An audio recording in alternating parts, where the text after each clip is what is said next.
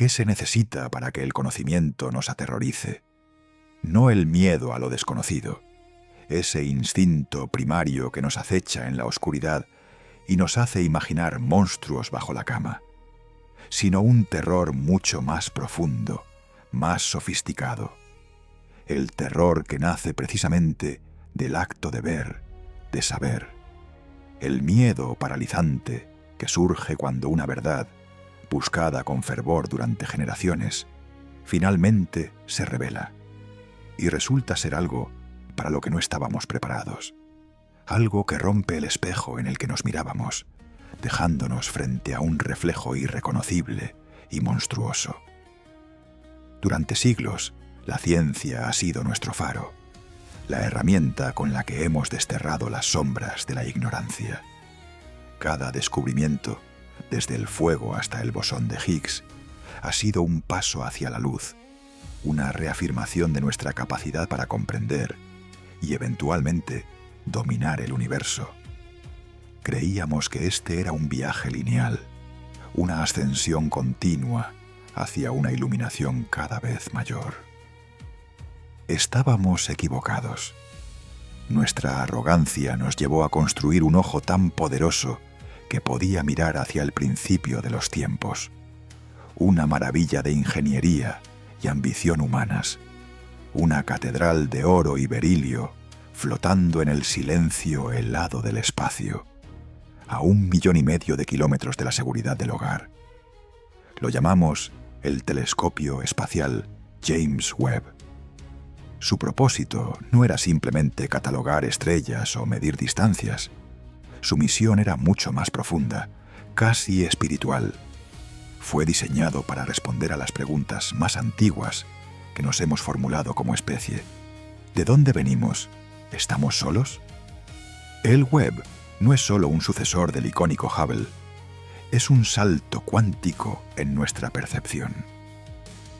Donde el Hubble nos mostró el universo en la luz visible que nuestros ojos pueden procesar, el Webb ve en el infrarrojo. Descorre el velo cósmico del polvo y el gas, permitiéndonos observar el nacimiento de las primeras estrellas y galaxias, esos primeros susurros de luz en un cosmos recién nacido. Cada uno de sus 18 espejos hexagonales, recubiertos con una capa de oro tan fina como un virus, fue pulido con una precisión nanométrica, una superficie casi perfecta. Juntos forman una colmena dorada de 6,5 metros de diámetro, un colector de fotones antiguos que han viajado durante miles de millones de años para contar su historia, para proteger su delicada visión del calor cegador de nuestro propio Sol.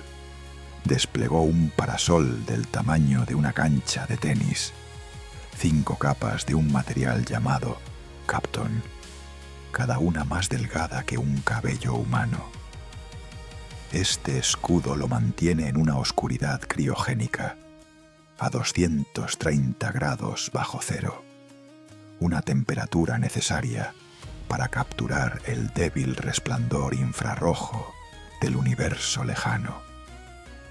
Esta máquina es el apogeo de nuestra curiosidad, el fruto del trabajo de miles de mentes brillantes a lo largo de décadas.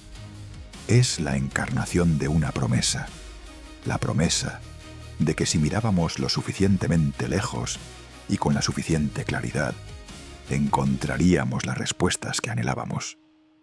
Y con este ojo sin parangón, decidimos mirar no a los confines del universo, no a las galaxias más distantes, sino a nuestro propio patio trasero cósmico.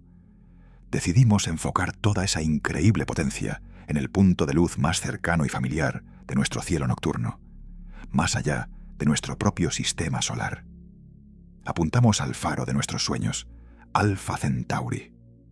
A solo 4,37 años luz de distancia, es un parpadeo en la escala galáctica. Un viaje tan vasto que nuestras sondas más rápidas tardarían decenas de miles de años en completarlo, pero tan cercano que sentimos su presencia como la de un vecino al otro lado de la valla. No es una sola estrella, sino un sistema triple, una danza gravitacional de 3 soles. 2 de ellos, Alpha Centauri A y B, son estrellas similares a nuestro Sol, orbitando una alrededor de la otra en un elegante vals que dura 80 años. Son el corazón brillante del sistema. Pero la verdadera joya, el foco de nuestra obsesión, es la tercera compañera, mucho más pequeña y tenue. Una enana roja llamada Próxima Centauri. Es, por definición, la estrella individual más cercana a la Tierra. Y en 2016, el universo nos hizo un regalo que avivó las llamas de nuestra imaginación hasta convertirlas en un incendio. Descubrimos un planeta orbitándola. Próxima B, un mundo rocoso, ligeramente más masivo que la Tierra, y lo más importante, orbitando dentro de la llamada zona habitable de su estrella. Esa delgada banda orbital donde las temperaturas podrían ser las adecuadas para que exista agua líquida en su superficie. El ingrediente que, hasta donde sabemos, es indispensable para la vida. La noticia resonó en todo el mundo. No era una abstracción a miles de años luz de distancia. Era real, tangible, y estaba a la vuelta de la esquina. Próxima B se convirtió instantáneamente en el planeta B de la humanidad, un lienzo en blanco sobre el que proyectamos nuestras esperanzas más profundas y nuestras fantasías más salvajes. ¿Podría haber océanos bajo sus cielos rojizos? ¿Vegetación adaptada a la luz de una enana roja? ¿Una atmósfera respirable? ¿Vida? Durante años estas preguntas quedaron en el ámbito de la especulación.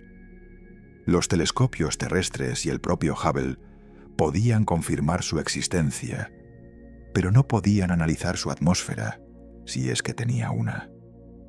La luz de Próxima Centauri, miles de millones de veces más brillante que cualquier reflejo de su pequeño planeta, ahogaba cualquier intento de ver más allá.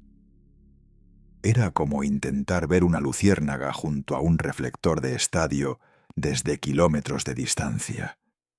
Pero el Webb fue diseñado precisamente para este tipo de desafíos imposibles.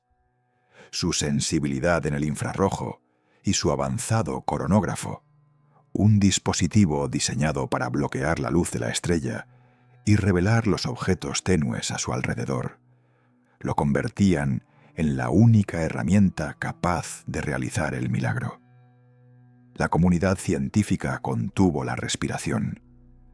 Se prepararon propuestas de observación, se asignaron horas preciadas del tiempo del telescopio y se diseñaron los experimentos. El plan era simple en su concepción, pero extraordinariamente complejo en su ejecución. El Webb observaría a Próxima B mientras pasaba por delante de su estrella, un evento conocido como tránsito. Durante esos breves momentos, una minúscula fracción de la luz de la estrella se filtraría a través de la atmósfera del planeta. Al analizar esa luz con los espectrógrafos del Webb, los científicos podrían desglosarla en sus componentes químicos, como un prisma que descompone la luz en un arco iris. Buscarían las firmas de las toras del agua, del metano, del dióxido de carbono y del oxígeno. Las huellas químicas de una biosfera. Sería la búsqueda de un eco de vida en el silencio del cosmos. La culminación de la búsqueda, que comenzó la primera vez que un ancestro humano miró hacia arriba y se preguntó qué eran esos puntos de luz. Y así llegó el momento. En el centro de operaciones de la misión, la tensión era palpable. Datos de todo el mundo fluían hacia Baltimore, donde los mejores astrónomos y astrofísicos del planeta esperaban. El ojo dorado del Webb, frío y silencioso en la negrura del espacio, giró lentamente. Su mirada se fijó en ese pequeño punto de luz en la constelación de Centauro. Ignoró las nebulosas arremolinadas, las galaxias distantes y los viveros estelares. Toda su atención, toda la cúspide de la tecnología humana, se concentró en la luz de nuestro vecino más próximo. Las observaciones comenzaron. Durante horas, el telescopio bebió de los fotones que habían cruzado el abismo interestelar durante más de 4 años. Cada paquete de datos era un tesoro, una pieza de un rompecabezas que podría cambiarlo todo. El proceso de análisis fue meticuloso, metódico. Los algoritmos comenzaron a procesar los terabytes de información, limpiando el ruido, calibrando las mediciones, buscando esa firma espectral, esa aguja en un pajar cósmico. Los primeros resultados que llegaron a las pantallas no fueron de júbilo. No hubo gritos de ¡Eureka!, ni botellas de champán descorchadas. Lo que se extendió por la sala fue un silencio desconcertado, confusión. Los datos no tenían sentido. No se ajustaban a ninguno de los modelos. No mostraban una atmósfera rica en oxígeno, como esperaban los optimistas. Tampoco mostraban la roca desnuda y sin aire que predecían los pesimistas. Mostraban algo más, algo anómalo, algo que no debería estar allí. Al principio pensaron que era un error, un fallo en los instrumentos, una interferencia inesperada, un artefacto en el procesamiento de datos. Se realizaron comprobaciones exhaustivas. Cada línea de código fue revisada. Cada sistema del telescopio fue diagnosticado. Todo funcionaba a la perfección. El web no estaba equivocado. Los datos eran reales. La confusión inicial comenzó a transformarse lentamente en una emoción mucho más oscura: inquietud, desasosiego. Los científicos, personas entrenadas para la objetividad y la lógica, se encontraron mirando sus pantallas con una creciente sensación de pavor. Porque lo que estaban viendo no solo desafiaba sus expectativas, desafiaba las leyes de la física tal como las entendían. Era como escuchar una sinfonía y en medio de la armonía oír una nota que no pertenece a ninguna escala conocida, una disonancia que lo altera todo. Se dieron cuenta de que no estaban mirando la atmósfera de un planeta. Estaban viendo la evidencia de un fenómeno que nadie había teorizado, nadie había imaginado. El objetivo de la misión había sido encontrar vida, o la ausencia de ella. En cambio, encontraron una pregunta que nunca se les ocurrió formular. Y la respuesta implícita en esos datos era profundamente perturbadora. Esta historia no es sobre el descubrimiento de vida extraterrestre. Es mucho más complicada. Es la historia de cómo la herramienta más avanzada que hemos creado para buscar la esperanza nos mostró algo que nos robó la inocencia cósmica para siempre. Transformó a Alpha Centauri, nuestro faro de esperanza, en una fuente de pavor existencial. Lo que el James Webb vio en la luz de nuestro vecino más cercano no fue una cuna para la vida. Fue la prueba de que el universo es un lugar infinitamente más extraño y mucho más aterrador de lo que jamás nos atrevimos a concebir. Un lugar donde algunas puertas es mejor no abrirlas. Y nosotros acabábamos de forzar la cerradura de la puerta de al lado. La pregunta ya no era ¿estamos solos? La pregunta se convirtió en algo mucho más urgente y terrible. ¿Qué es exactamente lo que vive junto a nosotros? Para entender el origen de ese terror, debemos primero desentrañar los datos en bruto. Debemos seguir el camino de los fotones desde la estrella hasta el detector del telescopio. Y debemos prepararnos para aceptar que lo que revelan esas líneas espectrales no es una simple composición química. Es un mensaje, un eco de un proceso físico tan ajeno y tan potente que amenaza con reescribir no solo nuestro futuro, sino la propia historia del universo. El viaje para descifrar este enigma cósmico apenas comienza y nos llevará a los límites de nuestra comprensión, obligándonos a confrontar la verdadera naturaleza de la realidad. Durante milenios fue simplemente una luz más en el tapiz del cielo nocturno, un punto brillante y firme en el firmamento del sur, una guía para los navegantes y un adorno en las leyendas de las civilizaciones que florecieron bajo su atenta mirada. Para los antiguos griegos, formaba parte de una criatura mítica, el centauro. Para los pueblos originarios de Australia, era uno de los ojos de un gran ser celestial. Pero para la ciencia moderna, ese punto de luz se convertiría en algo mucho más profundo. Se transformaría en un destino, en una obsesión, en la pregunta más importante que jamás nos hemos atrevido a formular. ¿Estamos solos? Este no es un punto de luz cualquiera. Esta es Alpha Centauri. La historia de nuestra relación con este sistema es un reflejo de nuestra propia evolución intelectual.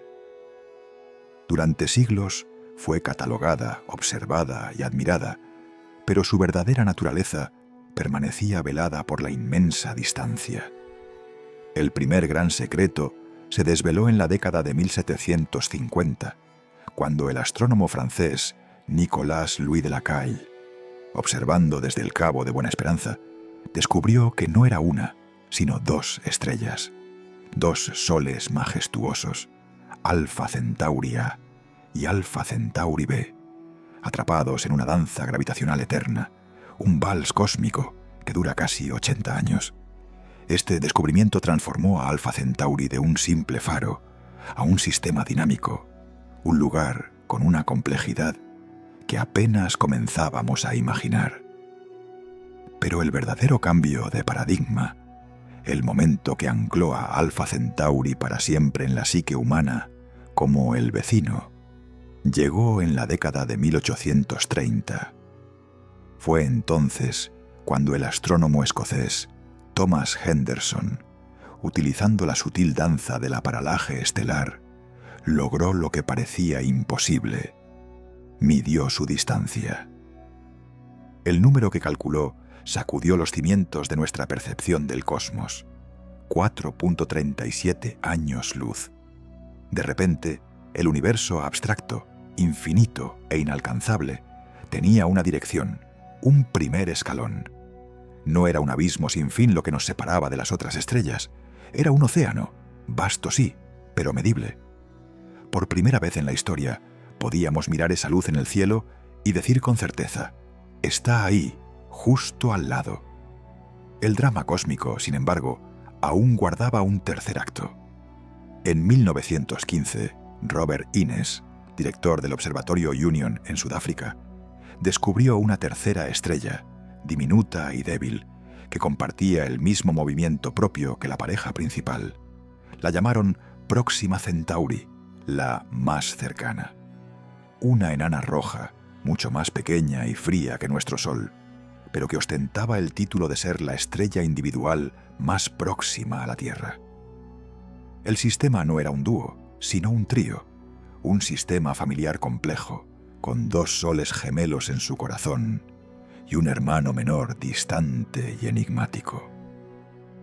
Esta revelación encendió una nueva llama de especulación. 3 estrellas significaban 3 zonas potenciales de habitabilidad, 3 oportunidades para que la vida surgiera y prosperara en nuestro umbral cósmico. A medida que avanzaba el siglo XX, nuestras herramientas se volvieron más sofisticadas. Los telescopios crecieron en tamaño y poder, y la era espacial nos permitió mirar el universo sin el velo distorsionador de nuestra atmósfera. La búsqueda de planetas más allá de nuestro sistema solar los exoplanetas, se convirtió en la nueva frontera de la astronomía. Y, naturalmente, todas las miradas se volvieron hacia Alpha Centauri. Si existían mundos alienígenas en alguna parte, seguramente nuestro vecino más cercano sería el primer lugar donde los encontraríamos. Sin embargo, la búsqueda resultó ser frustrantemente difícil. El brillo abrumador de Alpha Centauri A y B era como intentar ver una luciérnaga junto a dos reflectores de estadio. Las estrellas deslumbraban nuestros instrumentos, ocultando cualquier planeta pequeño y rocoso que pudiera estar orbitándolas. Durante décadas, los astrónomos buscaron, analizaron las más mínimas oscilaciones en la luz de las estrellas, aplicaron todas las técnicas a su disposición. Hubo falsas alarmas, momentos de euforia seguidos de decepción. En 2012, un equipo anunció el descubrimiento de un planeta, Alpha Centauri BB, solo para que análisis posteriores revelaran que era probablemente un artefacto en los datos, un fantasma en la máquina. Cada intento fallido no hacía más que aumentar el anhelo. Alpha Centauri nos tentaba, nos susurraba promesas desde el otro lado del vacío, pero se negaba a revelar sus secretos más íntimos. Era un desafío que requería un nuevo tipo de ojo, un instrumento de una sensibilidad y precisión sin precedentes. Un observatorio capaz de anular el resplandor de las estrellas madre y capturar la débil luz reflejada por un mundo del tamaño de la Tierra. Ese instrumento era un sueño que tardó décadas en construirse, un milagro de la ingeniería desplegado a 1,5 millones de kilómetros de casa. Era, por supuesto, el telescopio espacial James Webb. La campaña de observación del JWST hacia Alpha Centauri no nació de la noche a la mañana. Fue la culminación de carreras enteras, el proyecto de vida de un selecto grupo de científicos que se atrevieron a soñar en grande. Al frente de este esfuerzo estaba la doctora Iris Thorne, una astrofísica cuyo nombre se había convertido en sinónimo de la búsqueda de mundos habitables. Thorne, desde sus días de estudiante de posgrado, había estado obsesionada con el sistema triple, viéndolo no como un problema, sino como el laboratorio cósmico perfecto. Su carisma y su rigor científico la convirtieron en la líder natural de una colaboración internacional que reunió a las mentes más brillantes en exoplanetología, física estelar y astroquímica. Junto a ella trabajaba el doctor Kenji Tanaka, un experto en análisis de datos y óptica adaptativa, el arquitecto silencioso detrás de las complejas estrategias de observación. Tanaka era el contrapunto pragmático a la visión expansiva de Thorne. Pasó años desarrollando algoritmos capaces de limpiar el ruido estelar, de filtrar la luz de las estrellas con una precisión de 1 parte por millón, para revelar el punto infinitesimal que podría ser un planeta. El equipo también incluía a la doctora Lena Petrova, una astroquímica de renombre mundial, cuya especialidad era descifrar las firmas químicas de las atmósferas planetarias. Su papel sería crucial en la segunda fase del plan. Si encontraban un planeta, ella sería la encargada de leer su aire, de buscar los susurros químicos de la vida. Conseguir tiempo de observación en el James Webb es una de las competiciones más feroces de la ciencia moderna. Cientos de propuestas de todo el mundo compiten por cada hora disponible. El equipo de Thorne y Tanaka pasó casi 1 década refinando su propuesta. Argumentaron con una lógica implacable que si el objetivo del Webb era encontrar mundos como el nuestro, no había mejor lugar para empezar que en nuestra propia puerta cósmica. Subrayaron que un descubrimiento en Alpha Centauri no sería solo otro punto en un catálogo. Sería un evento que cambiaría a la humanidad para siempre. Sería la primera vez que podríamos estudiar en detalle un planeta extrasolar que, en teoría, podríamos alcanzar algún día con futuras tecnologías de propulsión. Su pasión y la solidez de su ciencia finalmente prevalecieron. Se les concedió un bloque de tiempo de observación sin precedentes, una ventana para apuntar el espejo dorado del Webb hacia nuestro vecino estelar. Los objetivos de la campaña eran tan ambiciosos como el propio telescopio. Estaban divididos en 3 fases, cada una dependiendo del éxito de la anterior, como una cascada de descubrimientos potenciales. El primer objetivo, el más fundamental, era simplemente encontrar los planetas. Utilizando el coronógrafo del Webb, un disco de precisión diseñado para bloquear la luz directa de una estrella, el equipo planeaba crear un eclipse artificial para Alpha Centauri A y luego para la B. En la oscuridad creada, esperaban ver la diminuta y débil luz reflejada por cualquier planeta que orbitara en la zona habitable, esa región orbital donde las temperaturas podrían permitir la existencia de agua líquida en la superficie. No buscaban gigantes gaseosos, que eran más fáciles de detectar, pero menos interesantes para la vida. Buscaban tierras, mundos pequeños, rocosos, con el potencial de albergar océanos y continentes. El Webb era el primer telescopio con la capacidad de detectar directamente la luz de un planeta así. Sería el equivalente a distinguir una vela encendida junto a un faro a miles de kilómetros de distancia. Sí, y solo sí, la primera fase tenía éxito. Se activaría el segundo objetivo, el análisis atmosférico. Este era el verdadero corazón de la misión. Cuando un planeta pasa por delante de su estrella desde nuestra perspectiva, una pequeña fracción de la luz de la estrella se filtra a través de su atmósfera. Dentro de esa luz filtrada se encuentra un código de barras químico, un espectro que revela los gases presentes en ese aire alienígena. La doctora Petrova y su equipo estaban preparados para diseccionar esa luz con el espectrógrafo del Webb. Buscarían la presencia de gases cruciales, dióxido de carbono, nitrógeno y, sobre todo, vapor de agua. La detección de agua en la atmósfera de un planeta en la zona habitable sería un hito monumental, una señal inequívoca de que los ingredientes para la vida, tal como la conocemos, existían en otro mundo. Sería la confirmación de que los océanos podrían estar fluyendo bajo cielos extraños. Y eso conducía al tercer y último objetivo, el más audaz de todos, el que hacía que los científicos contuvieran la respiración y sintieran un escalofrío de anticipación: la búsqueda de biomarcadores.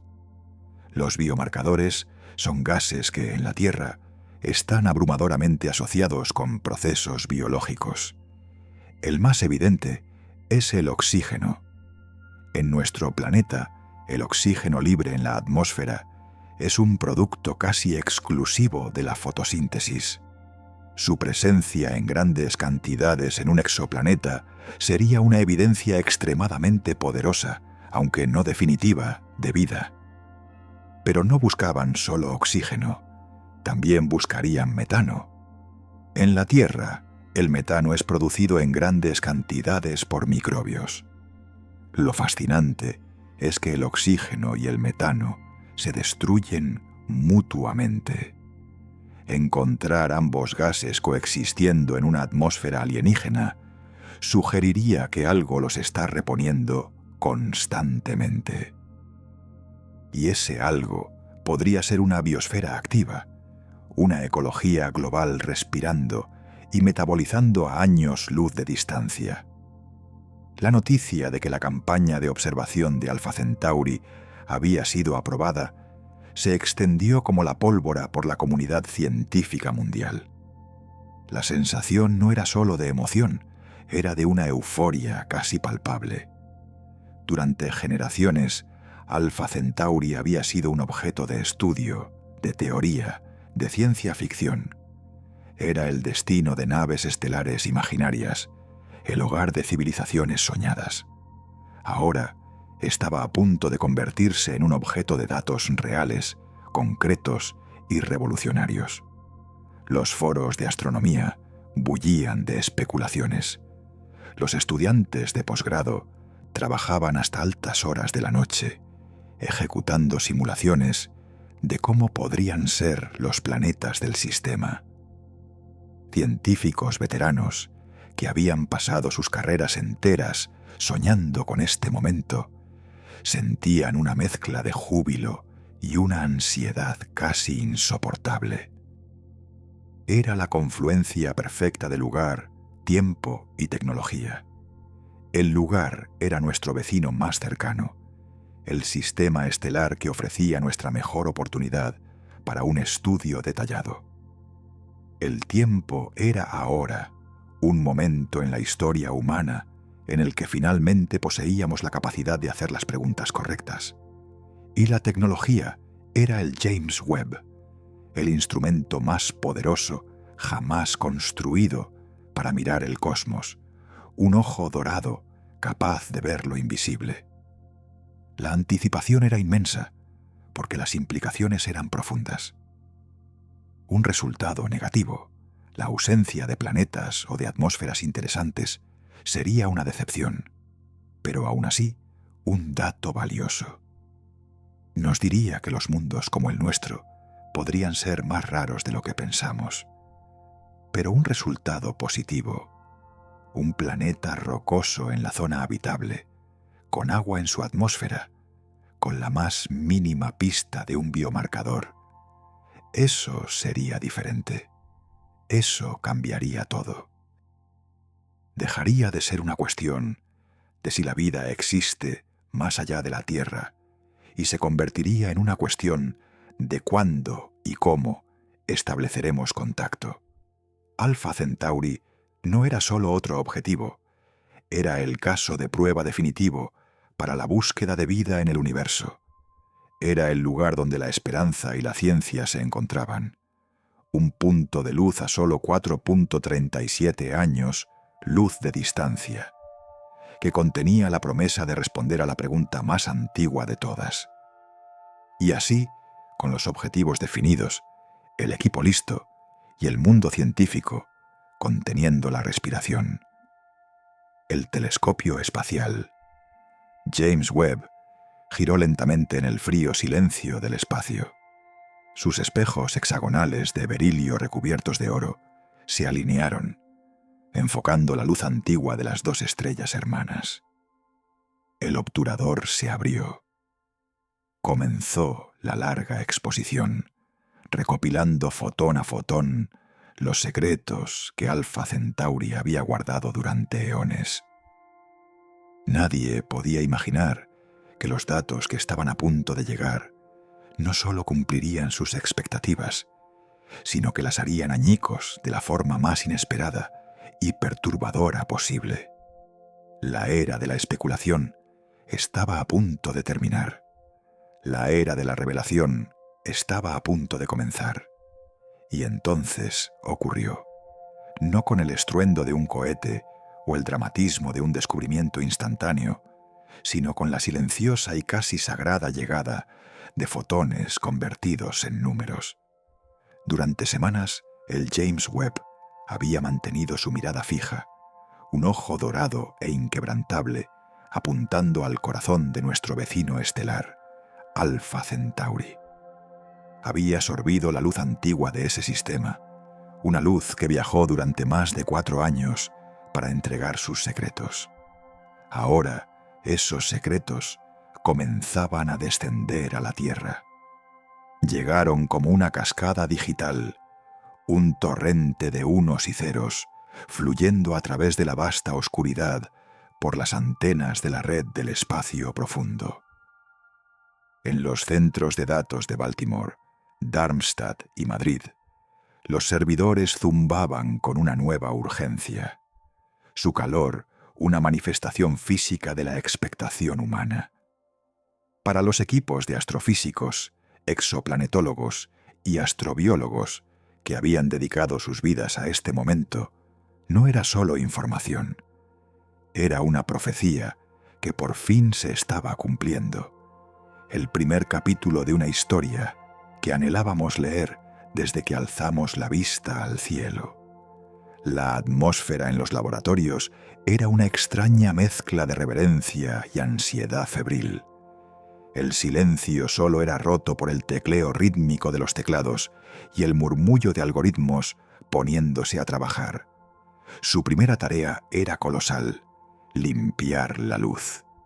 Debían separar el grano de la paja, sustraer el resplandor abrumador de la estrella anfitriona, para revelar el susurro fantasmal de la luz que había atravesado la atmósfera de su planeta. Se trataba de un procedimiento de una delicadeza casi quirúrgica, buscando la huella dactilar de un mundo alienígena en un lienzo cósmico de ruido y radiación. Los primeros resultados se centraron en Próxima Centauri b, el mundo más cercano más allá de nuestro Sol, una elección lógica y llena de promesas. Después de días de procesamiento intensivo, la primera imagen espectral coherente apareció en las pantallas. No era una fotografía, sino un gráfico, una línea dentada que representaba la luz descompuesta en sus colores constituyentes. Para un ojo inexperto era inescrutable. Para un científico era un poema. Y lo que leyeron en esos primeros versos les quitó el aliento. Allí estaban las caídas en el espectro, las líneas de absorción, que actuaban como un código de barras químico. Una caída profunda en la banda infrarroja delataba la presencia inconfundible de dióxido de carbono. Otra, más sutil pero persistente a través de múltiples observaciones, sugería la firma del vapor de agua. Agua, el solvente de la vida, existiendo en la atmósfera de un planeta que orbita otra estrella. La noticia corrió por los canales de comunicación, seguros como un reguero de pólvora. Hubo gritos de júbilo ahogados, abrazos espontáneos y lágrimas de alivio. Era más de lo que se habían atrevido a esperar. Los modelos climáticos preliminares, alimentados con esta nueva y gloriosa información, pintaban la imagen de un mundo potencialmente habitable. Un planeta con una atmósfera sustancial, quizás envuelto en nubes de agua helada, con presiones superficiales que no descartaban la existencia de agua líquida si las temperaturas eran las adecuadas. Se descorcharon botellas de champán en conferencias virtuales que conectaban continentes. La humanidad, parecía, había encontrado finalmente un oasis potencial en el vasto desierto cósmico. Era el triunfo del ingenio, la justificación de miles de millones de dólares y décadas de esfuerzo. Era el comienzo de una nueva era. Pero la ciencia no se detiene en la celebración. La euforia inicial dio paso a la fase más rigurosa, la validación. Cada fotón, cada dato, debía ser examinado, verificado y contrastado con la realidad. Equipos independientes comenzaron a analizar los mismos paquetes de datos brutos, buscando confirmar los hallazgos. Y fue aquí, en las profundidades del análisis, lejos de los titulares y las conferencias de prensa, donde las primeras notas discordantes comenzaron a sonar. La primera anomalía surgió del equipo de espectroscopia de Caltech. Mientras refinaban la señal del vapor de agua, notaron algo más. Una línea de absorción fina y nítida, pero increíblemente débil, en una longitud de onda donde no debería haber nada. Al principio, la descartaron como un artefacto del sensor, una columna mala en el detector del NIRSpec del web. Corrieron diagnósticos, recalibraron los datos base y volvieron a procesar. La línea seguía allí, terca, silenciosa, insistente. No correspondía a ningún elemento o molécula conocida que se esperara en la atmósfera de un planeta rocoso. Probaron con compuestos exóticos, isótopos raros, incluso con combinaciones químicas teóricas que solo podrían existir bajo presiones y temperaturas extremas. Nada encajaba. La línea era un fantasma en la máquina, una firma sin dueño. En las reuniones de equipo la llamaban el artefacto 793.4 nanómetros. Era una forma de domesticarla, de reducirla a un simple problema técnico que con el tiempo resolverían. Sin embargo, nadie lograba resolverlo. Permanecía ahí, un signo de interrogación grabado en el corazón mismo de su gran descubrimiento. Poco después, llegó la segunda rareza, esta vez desde el Instituto Max Planck, en Alemania, donde se especializaban en los mapas térmicos de exoplanetas. Utilizando el instrumento MIRI del web, habían estado midiendo la emisión de calor del lado diurno de Próxima B. Sus modelos predecían una distribución de calor gradual, con un punto subestelar más caliente, donde la luz de la estrella incidía directamente, y temperaturas que disminuían hacia el terminador, la línea entre el día y la noche. Pero lo que vieron era diferente. El mapa térmico del planeta era extrañamente uniforme, casi isotérmico. Era como si un mecanismo increíblemente eficiente estuviera redistribuyendo el calor por toda la cara visible del planeta, desafiando las leyes conocidas de la circulación atmosférica. No había un punto caliente pronunciado. Era una plancha tibia y desconcertante. Para lograr tal efecto, los vientos tendrían que soplar a velocidades supersónicas de manera constante y global. Un escenario que los modelos dinámicos consideraban físicamente insostenible. O bien, algo en la superficie o en la atmósfera estaba irradiando su propio calor de una manera que no podían comprender. Debe ser un error de procesamiento, argumentó el director del equipo. Quizás estamos promediando mal los datos a lo largo del tiempo. Pasaron semanas enteras reconstruyendo sus algoritmos desde cero, revisando cada línea de código. Pero cada vez que procesaban los datos, el resultado era el mismo. Un rostro planetario sin rasgos térmicos. Una uniformidad inquietante que se burlaba de sus expectativas. La anomalía térmica se unió a la espectral en la creciente lista de problemas por resolver. La inquietud, hasta entonces un susurro en los pasillos, comenzó a tomar cuerpo. La emoción inicial se estaba viendo empañada por una persistente sensación de que se les escapaba algo fundamental. Fue entonces cuando un equipo del MIT, analizando la curva de luz del tránsito planetario, la minúscula disminución del brillo de la estrella cuando el planeta pasa por delante, encontró la tercera y más extraña de las anomalías. La curva de luz no era perfectamente suave. Contenía fluctuaciones, picos y valles de brillo casi imperceptibles, enterrados en el ruido de la señal.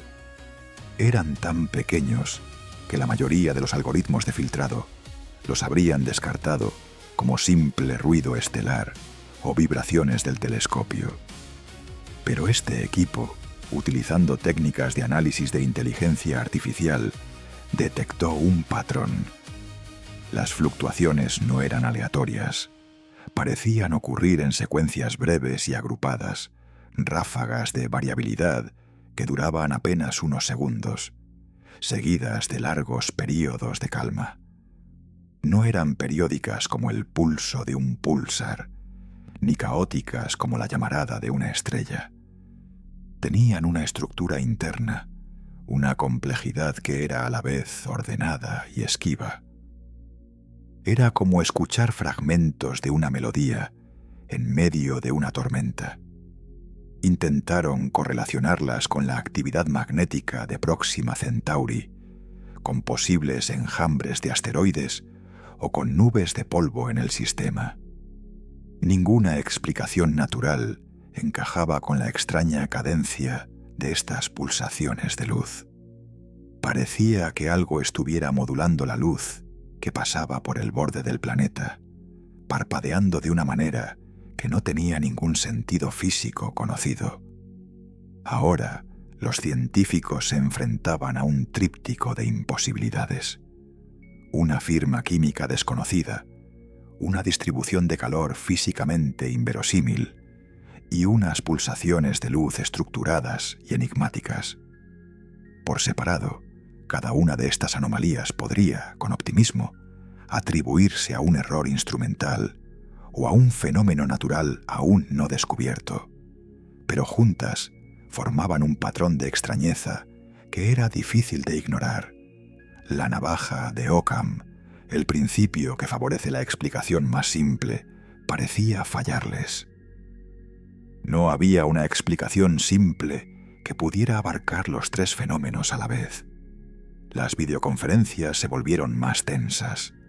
Las discusiones, antes colaborativas y llenas de entusiasmo, ahora estaban teñidas de frustración y una creciente disonancia cognitiva. Tenían en sus manos la prueba de un mundo potencialmente habitable, el descubrimiento del siglo. Sin embargo, junto a esa prueba, tenían una colección de datos aberrantes que socavaban la propia base de su comprensión. Era como encontrar un manuscrito medieval escrito en un latín perfecto, pero descubrir en sus márgenes anotaciones en un lenguaje informático del siglo XXI. Ambas cosas no podían ser ciertas al mismo tiempo. Comenzó una lucha silenciosa para reconciliar lo irreconciliable. Los físicos teóricos fueron llamados a consulta, tratando de idear nuevos modelos de química atmosférica o de física de plasma que pudieran explicar la línea espectral fantasma. Los climatólogos planetarios ejecutaron simulaciones durante semanas en superordenadores, intentando forzar sus modelos para que reprodujeran la extraña termodinámica del planeta. Pero los modelos se colapsaban una y otra vez. Los expertos en procesamiento de señales intentaron demostrar que las fluctuaciones de luz eran un complejo producto de interferencias entre los instrumentos del telescopio, pero no pudieron replicar el efecto. La verdad era que los datos se negaban a cooperar, se resistían a ser encasillados en el conocimiento humano. Cada intento de explicarlos con la física convencional solo hacía que su extrañeza pareciera más profunda, más intencionada. Un frío sutil, ajeno a la temperatura de las salas de control, comenzó a filtrarse en los laboratorios. Era el frío de la duda fundamental, la comprensión de que quizás no estaban simplemente observando un nuevo tipo de planeta. La posibilidad que nadie se atrevía a pronunciar en voz alta comenzó a formarse en el fondo de sus mentes. Era una idea tan monumental, tan alejada del discurso científico aceptado, que se sentía como una herejía. La descartaban durante el día, en las reuniones formales, aferrándose a la búsqueda de una explicación natural y racional. Pero por la noche, en la soledad de sus oficinas, mirando fijamente las gráficas en sus pantallas, la pregunta volvía una y otra vez, imposible de ignorar. ¿Y si las anomalías no eran errores? ¿Y si no eran fenómenos naturales desconocidos? ¿Y si las tres, la firma química, la termodinámica imposible y las pulsaciones de luz, no eran problemas separados, sino facetas diferentes de una única y misma verdad? Una verdad para la que no tenían modelos, ni teorías, ni preparación alguna. Se encontraban en la orilla de un océano de datos que prometía un nuevo mundo, pero sentían que algo les devolvía la mirada desde las profundidades de ese océano. Algo incomprensible, y por primera vez en toda esta gran aventura, la emoción de la exploración comenzó a mezclarse con un sentimiento nuevo y mucho más oscuro, un profundo y creciente pavor. El júbilo inicial se había marchitado, dejando tras de sí una cáscara hueca de desconcierto. Aquella primera y electrizante sensación de descubrimiento, la que recorrió los pasillos del Instituto de Ciencia del Telescopio Espacial como una descarga de alto voltaje, se había disipado bajo el peso de semanas de análisis infructuosos. Los datos del James Webb no solo eran anómalos, eran desafiantes. Se negaban a encajar en los pulcros y ordenados cajones de nuestra astrofísica. Cada nueva observación, cada fotón minuciosamente catalogado del sistema Alpha Centauri, no hacía más que profundizar el enigma, añadiendo capas de complejidad a un rompecabezas que parecía burlarse activamente de quienes intentaban resolverlo. La comunidad científica, antes unida en la expectación, ahora se encontraba fracturada. Las teorías florecían y morían en cuestión de horas en los foros de prepublicación. Nubes de polvo con una composición nunca antes vista, fenómenos de plasma estelar de una escala inaudita, incluso artefactos instrumentales de una sutileza casi diabólica. Pero ninguna explicación resistía el escrutinio. La señal era persistente, rítmica y, sobre todo, extraña.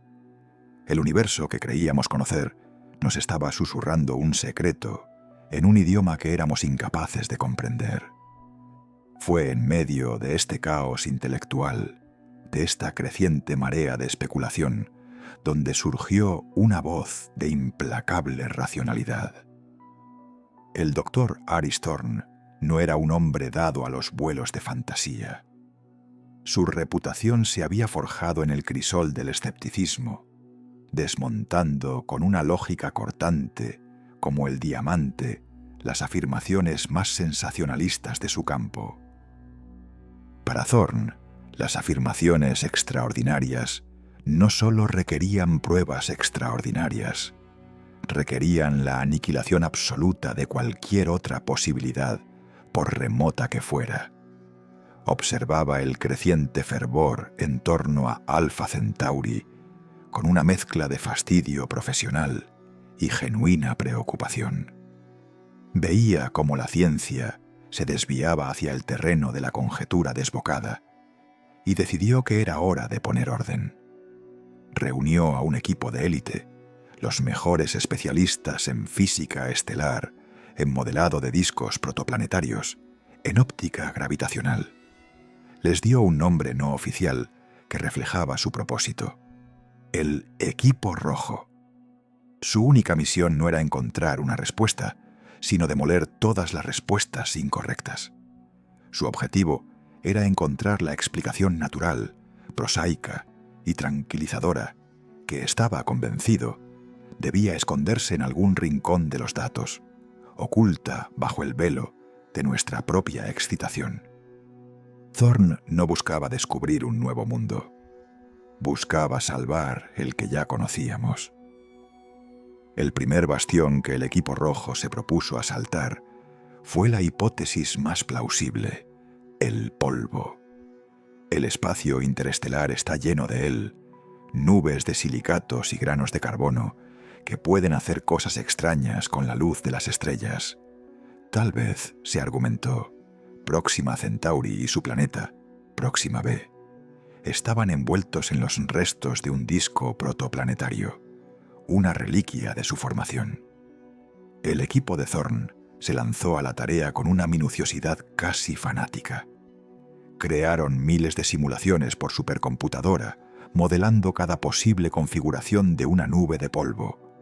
Variaron su densidad, su composición química, el tamaño de sus granos, desde partículas microscópicas hasta conglomerados del tamaño de asteroides. Introdujeron en sus modelos vientos estelares, presiones de radiación y complejas interacciones gravitatorias entre las 3 estrellas del sistema. Y en cada simulación, el resultado fue el mismo: un fracaso rotundo. Una nube de polvo, por densa o extraña que fuera, absorbería y dispersaría la luz de una manera fundamentalmente caótica. Crearía un efecto de atenuación general, un velo difuso. Pero los datos del web mostraban algo radicalmente diferente.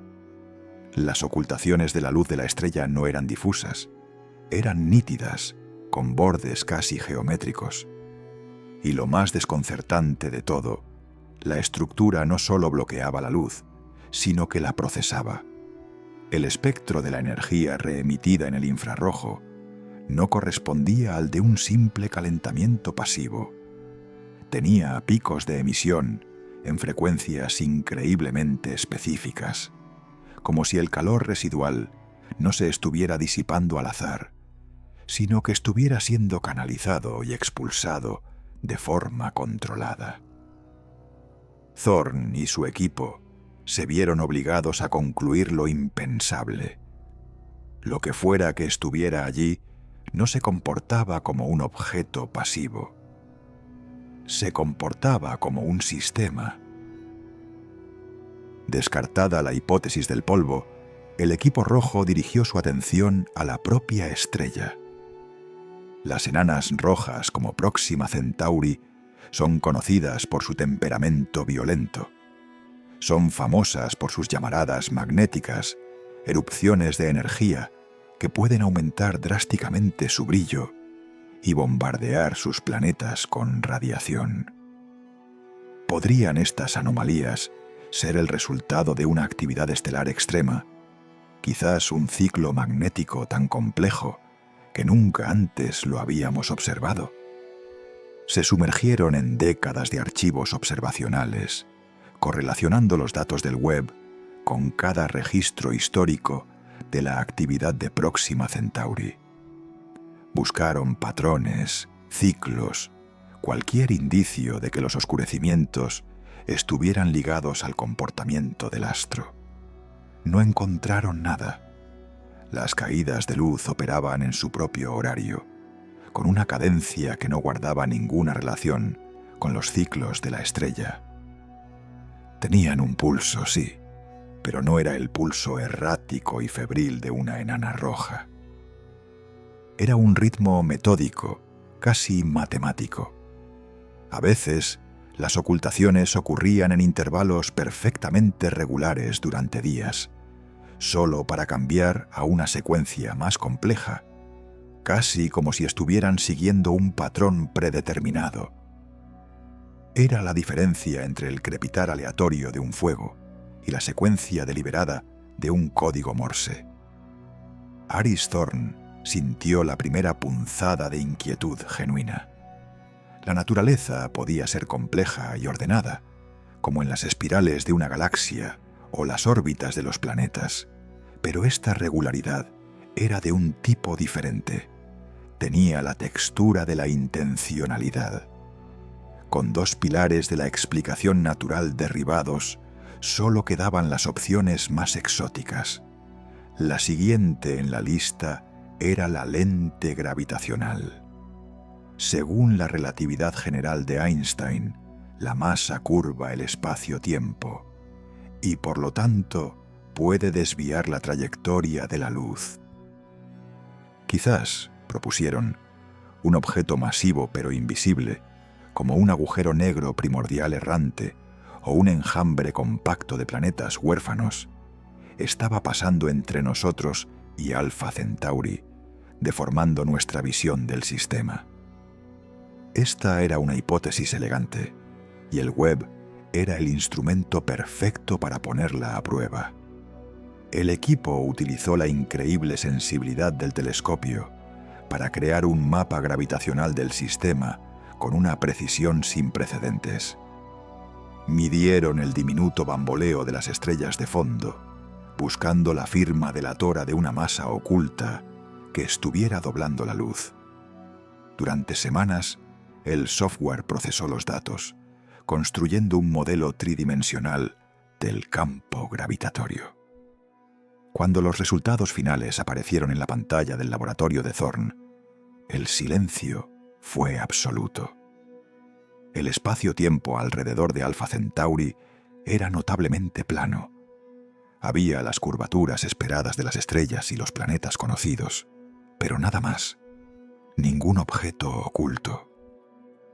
Ninguna lente invisible. La conclusión era inescapable. La causa de las anomalías no era una distorsión de la luz en su largo viaje hacia nosotros. La causa estaba allí, físicamente presente dentro del sistema, interceptando los fotones directamente. No era una ilusión óptica, era un objeto, una cosa. La última puerta de escape para la razón se estaba cerrando. El equipo rojo, creado para sofocar la especulación, se encontraba ahora en el límite mismo de la física conocida. Desesperados se adentraron en el reino de lo puramente teórico. Podría ser una nueva forma de materia, una nebulosa de partículas exóticas regida por leyes que aún no habíamos descubierto, o quizás un fenómeno cuántico macroscópico, donde los extraños efectos del mundo subatómico se manifestaban a una escala de miles de kilómetros. Plantearon hipótesis que parecían sacadas de la ciencia ficción, solo para ver cómo se desmoronaban bajo el peso de sus propias ecuaciones. Cada nuevo modelo que creaban para explicar los datos de forma natural resultaba ser más enrevesado, más improbable, y requería más suposiciones injustificadas que la hipótesis que trataban desesperadamente de evitar. La navaja de Occam, el principio que dicta que la explicación más simple suele ser la correcta, había comenzado a girar sobre ellos. Y la explicación más simple, la que requería menos saltos lógicos para encajar con la abrumadora evidencia, era la que Aris Thorne había jurado refutar. Fue en una fría noche de martes, mientras observaba una gráfica que mostraba la eficiencia termodinámica de la reemisión de energía del objeto, cuando la comprensión le golpeó. La eficiencia era de casi el 97%. La naturaleza es derrochadora. Los volcanes, las estrellas, las nebulosas, todos pierden enormes cantidades de energía de forma caótica. Nada en el cosmos conocido opera con la eficiencia optimizada de un motor diseñado. Nada. Thorne convocó a su equipo a la sala de conferencias principal. No había emoción en su voz, ni el orgullo del descubrimiento. Solo el peso de una certeza aplastante. Proyectó en la pantalla gigante no una nueva simulación, sino los datos brutos del web, las mismas curvas de luz y espectros que habían estado observando durante meses. «Hemos pasado el último trimestre», comenzó, su voz resonante en el silencio, intentando probar lo que esto no es. Hizo una pausa, dejando que la gravedad de sus palabras se asentara. «Hemos fracasado. Hemos agotado todas las explicaciones naturales concebibles. Cada modelo, cada hipótesis, se ha roto contra la realidad de estos datos. Es hora de que dejemos de preguntar qué fenómeno natural podría causar esto y comencemos a preguntarnos qué significan realmente las pruebas que tenemos ante nosotros». El punto de giro no fue un grito de «Eureka», sino un reconocimiento sombrío y colectivo de la derrota. Su misión de encontrar una explicación convencional había terminado, no en el éxito, sino en la eliminación de toda posibilidad de normalidad. Habían salido a cazar un fantasma y habían descubierto que el fantasma era real. y en ese momento el miedo comenzó a reemplazar a la frustración. Con esta nueva perspectiva, volvieron a mirar los datos y todo cambió. Las piezas del rompecabezas, que antes parecían no encajar, de repente se ensamblaron en una imagen tan clara como aterradora. Las caídas de luz, los tránsitos, no eran aleatorios.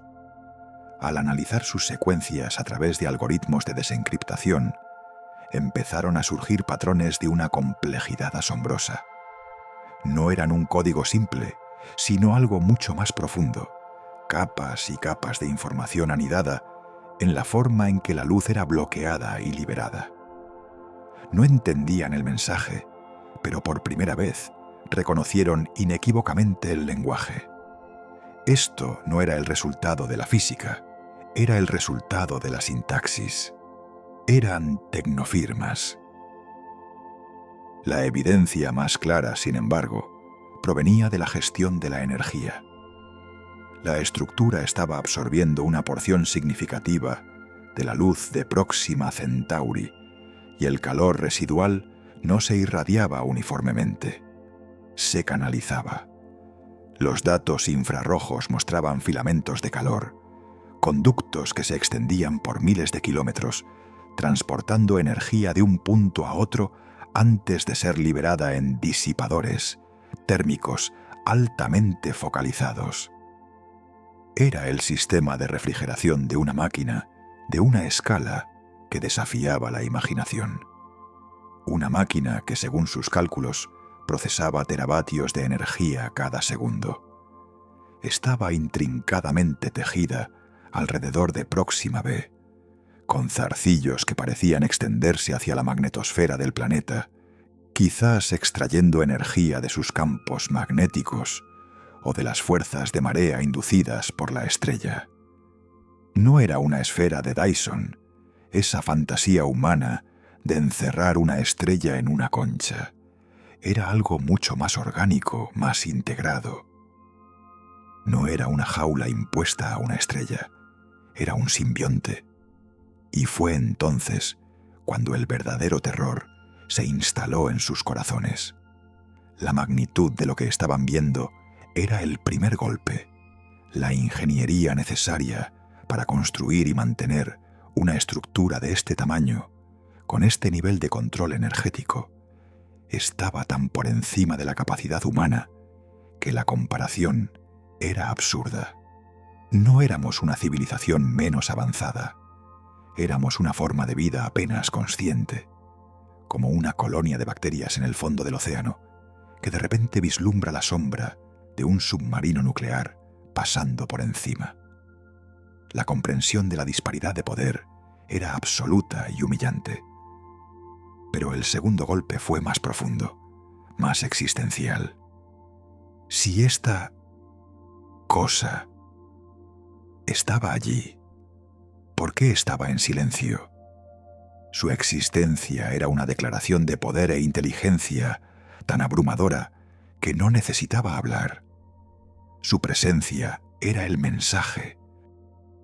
Podría haber estado allí, latente o activo, durante eones, observando el lento y torpe surgimiento de la vida en el tercer planeta de una estrella vecina.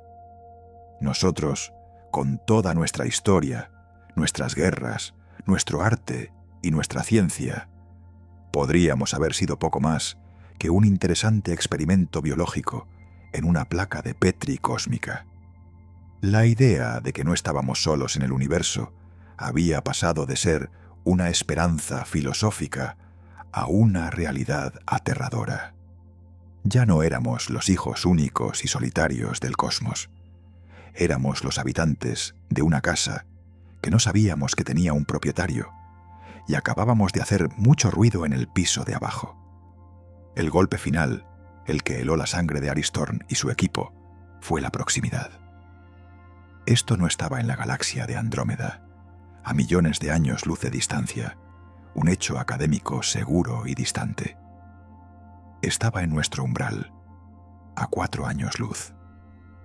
En la escala galáctica, eso no es el país vecino, es la casa de al lado. Durante toda la historia de la humanidad, hemos mirado hacia Alpha Centauri como nuestra futura primera parada en el viaje a las estrellas, un faro de esperanza. Ahora, esa luz parpadeaba con una advertencia. El silencio del sistema estelar más cercano ya no era la tranquila promesa de un lienzo en blanco, sino el silencio ominoso de una selva por la noche, donde sabes que algo inmenso te está observando desde la oscuridad. El equipo se quedó inmóvil, mirando las complejas curvas de luz proyectadas en la pared. Ya no veían datos, veían el contorno de un leviatán. El momento del descubrimiento no fue un triunfo. Fue la comprensión repentina y escalofriante de que la humanidad, en su curiosidad infantil, acababa de llamar a una puerta que quizás nunca debió haber sido abierta. La pregunta que flotaba en el aire ya no era ¿hay alguien ahí fuera? La pregunta, ahora susurrada con un pavor primordial, era mucho, mucho peor. ¿Qué es lo que hemos despertado? El silencio que siguió a la confirmación fue más aterrador que cualquier grito. Durante meses, los equipos del web habían trabajado en un estado de euforia contenida, descifrando la luz anómala de Próxima Centauri C. Creían estar en la cúspide del mayor descubrimiento de la historia, la prueba irrefutable de que no estábamos solos. Y lo lograron. La señal no era una fluctuación estelar. La oclusión no era un enjambre de cometas. Era una estructura perfectamente geométrica, deliberada, y de una escala que desafiaba la física y la imaginación. Pero la alegría se evaporó en el instante en que la palabra artificial se pronunció en voz alta, ya no como una hipótesis audaz, sino como una conclusión inevitable. El susurro se convirtió en un grito ensordecedor, que nadie fuera de esas salas clasificadas podía oír. Un grito que reverberó no en el aire, sino en las almas de quienes lo sabían. Porque con la certeza de otra inteligencia, llegó una pregunta mucho más oscura y pesada. ¿Qué intenciones tiene esa inteligencia? La comunidad científica, que durante décadas había anhelado este momento, se fracturó. La unanimidad se hizo añicos, esparciéndose en un millar de fragmentos de miedo, ambición y paranoia. Se formaron facciones casi de la noche a la mañana, atrincheradas en sus interpretaciones de los datos. Un bando, los optimistas cautelosos, argumentaba que la estructura, que ya empezaba a ser conocida en los círculos internos como el artefacto, parecía inactiva. Sus emisiones energéticas eran pasivas, consistentes con el simple reflejo de la luz de su estrella. Proponían que habíamos encontrado una reliquia, un monumento grandioso de una civilización desaparecida hace eones. Seríamos, según ellos, los arqueólogos de un imperio galáctico extinto, herederos de un conocimiento silencioso.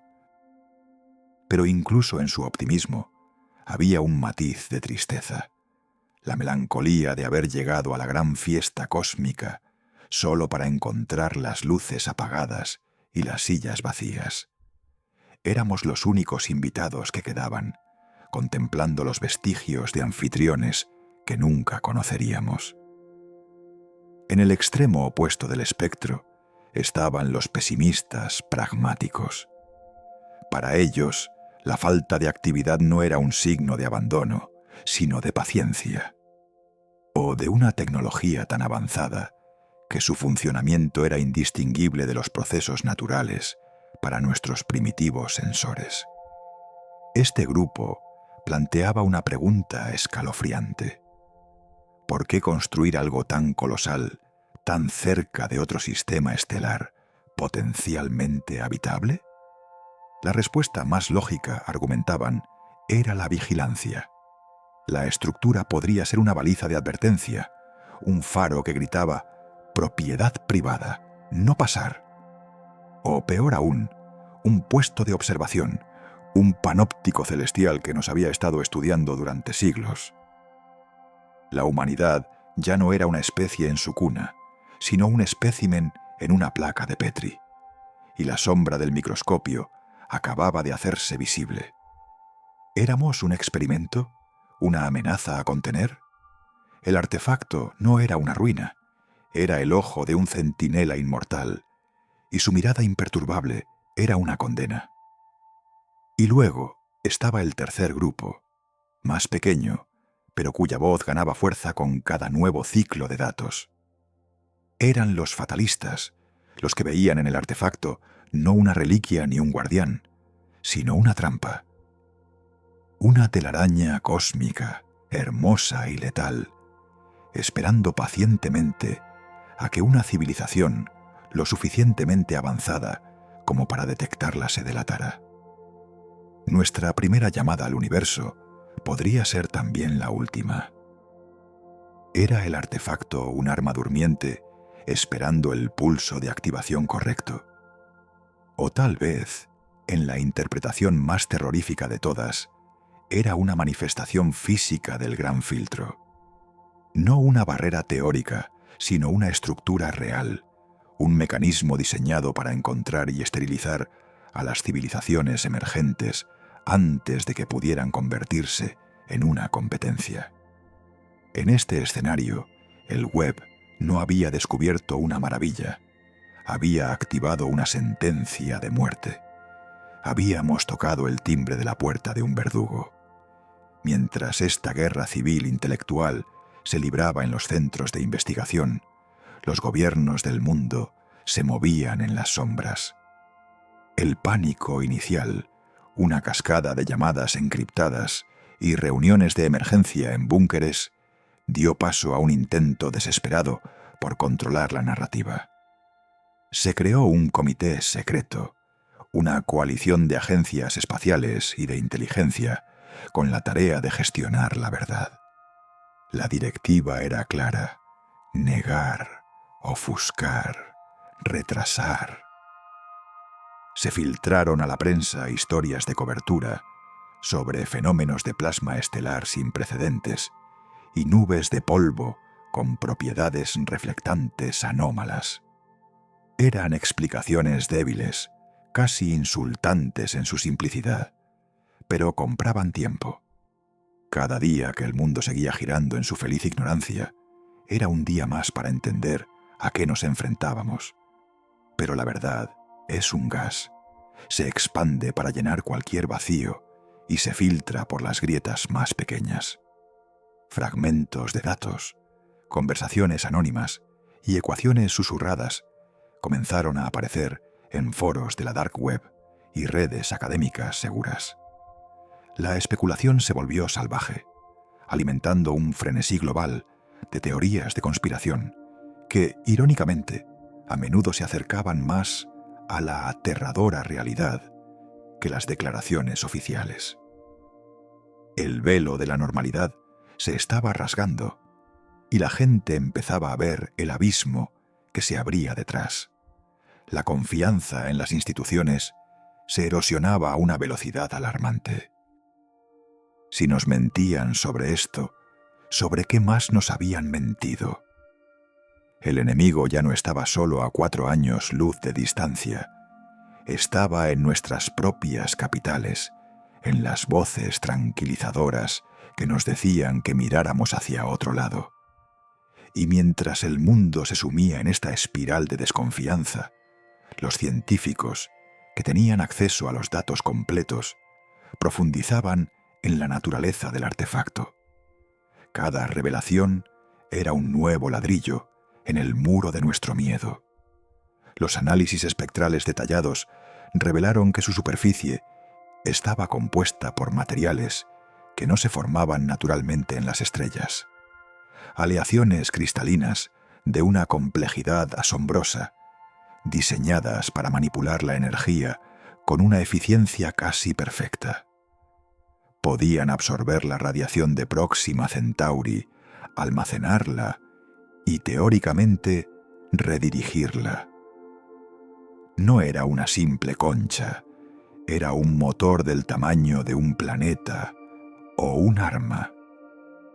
Fue entonces cuando surgieron las 3 hipótesis principales sobre su función, cada una más inquietante que la anterior. La primera y más popular fue la de una esfera de Dyson incompleta, una megaestructura diseñada para encerrar parcial o totalmente una estrella y capturar toda su producción de energía. La idea, antes relegada a la ciencia ficción, ahora estaba siendo modelada en superordenadores. Pero su estado inacabado era lo que provocaba escalofríos. ¿Por qué se detuvieron? ¿Fueron sus constructores víctimas de una guerra, una plaga o un cataclismo cósmico? ¿O es que el proyecto todavía estaba en marcha, creciendo lentamente a lo largo de milenios, y nosotros acabábamos de despertar junto a una obra en construcción de proporciones divinas? La energía necesaria para mover y ensamblar esos materiales superaba la producción total de nuestra civilización durante toda su existencia por varios órdenes de magnitud. No éramos hormigas junto a un ser humano, éramos bacterias junto a una montaña. La segunda hipótesis era que se trataba de un complejo de observatorios, una red de telescopios y sensores de una escala inconcebible. Pero, ¿qué estarían observando con tanto detenimiento? Algunos sugirieron que no nos miraban a nosotros, sino a algo más allá. Algo en las profundidades del espacio que les preocupaba tanto como para construir un sistema de alerta temprana de este tamaño. En esta visión, la humanidad no era el sujeto de estudio, sino el ruido de fondo, los insectos que zumbaban en un campo de batalla de dioses. Estábamos atrapados entre un poder que podía construir mundos y otro poder que les obligaba a estar en guardia permanente. ¿Cuál de los dos era más aterrador? ¿Ser el centro de atención de una inteligencia superior? ¿O ser tan insignificante que nuestra aniquilación podría ser un simple daño colateral en un conflicto que ni siquiera podíamos comprender? La tercera teoría era la más abstracta y filosófica, la que mantenía a los cosmólogos y teóricos despiertos durante la noche. Que el artefacto era un tipo de gran filtro cósmico tangible. No un evento, sino un lugar, un guardián en el umbral. Quizás cada civilización que alcanza un cierto nivel de tecnología, la capacidad de viajar o comunicarse entre estrellas, debe enfrentarse a esta estructura. Quizás es una prueba, un acertijo, cuya respuesta incorrecta resulta en la extinción. O quizás no es una prueba, sino simplemente una barrera, una jaula. La Vía Láctea podría estar llena de vida inteligente, pero cada especie estaría confinada a su sistema de origen por estos monolitos silenciosos, impidiendo que el contagio de la vida se propague. Habíamos creído que el universo era un océano abierto para explorar, pero quizás solo era un archipiélago de prisiones planetarias, y nosotros acabábamos de descubrir los barrotes de nuestra celda. Esta incertidumbre se filtró en la conciencia global como un veneno lento. El descubrimiento no unió a la humanidad, la partió. Las naciones comenzaron a verse unas a otras con renovada sospecha. ¿Quién intentaría comunicarse primero? ¿Quién intentaría militarizar la respuesta? Antiguas rivalidades se reavivaron bajo la nueva y monstruosa sombra. Si ellos venían, ¿a quién elegirían como interlocutor? ¿O simplemente nos borrarían a todos sin distinción? La pregunta de nuestra seguridad se convirtió en una obsesión. Los presupuestos de defensa se dispararon en secreto.